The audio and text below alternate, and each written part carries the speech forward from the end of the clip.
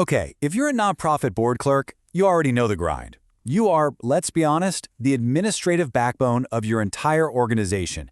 But you're also probably overworked, definitely underpaid, and pretty much invisible. So today, we're going to pull back that curtain and talk about the thankless, high-stress work that you do every single day. No fluff, just the real, unvarnished truth. And let's just start right here by validating that feeling, because it's true, isn't it? This isn't just a job. It's a very specific kind of challenge that people in the for-profit world, they just don't understand. From those marathon meetings to the constant compliance headaches, it is a whole different world. First up, let's talk about the seemingly simple task of taking minutes. Sounds easy enough, right? Just, jot down a few notes. But as you know all too well, the reality is so much more intense. And this right here perfectly captures the massive disconnect. People see you as a note-taker, but in reality, you're the legal guardian of the entire organization. Every single motion, every vote, every key decision, it all has to be captured with absolute pinpoint accuracy. This isn't just administrative work, it's a huge legal responsibility. Because if you mess up, the consequences are, well, they're severe. We are talking about IRS audits, we're talking potential lawsuits. Your minutes are the official legal record. And any little inaccuracy can put your organization's 501c3 status at risk. The pressure is just immense. And this is the daily reality of it, isn't it? You're doing this incredibly high-stakes work in what is often a pretty chaotic environment. Dysfunctional boards, members who just ramble on, meetings that drag on for hours. And your job is to somehow create a clean, legally sound document out of that absolute mess. It's so mentally exhausting. All right, next up, putting together the meeting agenda. And again, it sounds simple, but it is so often a thankless, chaotic scramble that lands squarely on your shoulders. I mean, does any quote say it better than this? You're trying to impose some kind of order on a group of busy, sometimes disengaged volunteers, and they all have their own priorities, all while you're facing all these other organizational pressures. It is truly controlled chaos at its finest.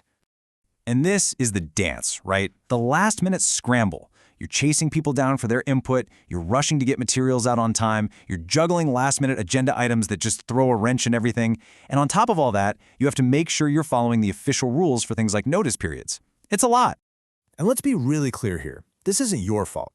The chaos, it's usually rooted in these deeper, systemic issues within the board itself. You've got low engagement, a total lack of clear roles, maybe some conflicted leadership, and it all just trickles down and lands right in your lap.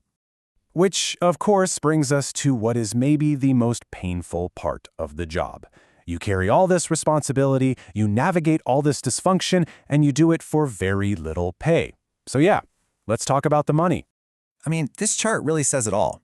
Nonprofits pay, on average, 20 to 30% less than for-profit companies for basically the same kind of role. There's this donor-driven idea that every single penny has to go to the mission, not to the actual people who make that mission possible. I mean, just think about that. In so many parts of the country, a starting salary is just $35,000 a year. For a job that has serious legal implications and is critical to the organization, that's not just insulting, it's unlivable. And then, to make matters even worse, while you're scraping by, executives in the exact same organization could be making upwards of $200,000.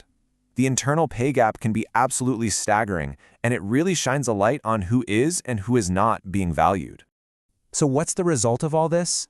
Well, you get high stress, you get high responsibility, and you get really high turnover. People burn out, they leave, because it's just not sustainable to carry that kind of weight for a paycheck that doesn't even cover the cost of living. But look, this isn't just about complaining. It's about recognizing the problem so we can actually start to fix it. This is a call for change, because things really have to get better. You are not alone in this. Seriously, it's time to start talking about these realities, to push for better training so board members actually understand their roles and respect yours. And most importantly, it's time to demand the compensation you deserve for the critical work you do. Let's just be crystal clear about something. Passion is what drives the nonprofit sector, we all know that. But you can't pay your rent with passion. Your dedication deserves professional respect, and it deserves a fair salary. It's really as simple as that. So, let's end with this question for you. What's your biggest challenge? What's that one thing you just wish your board or your boss truly understood about your job? Let's get a conversation going, because honestly, sharing these stories, that's the very first step toward making a real change.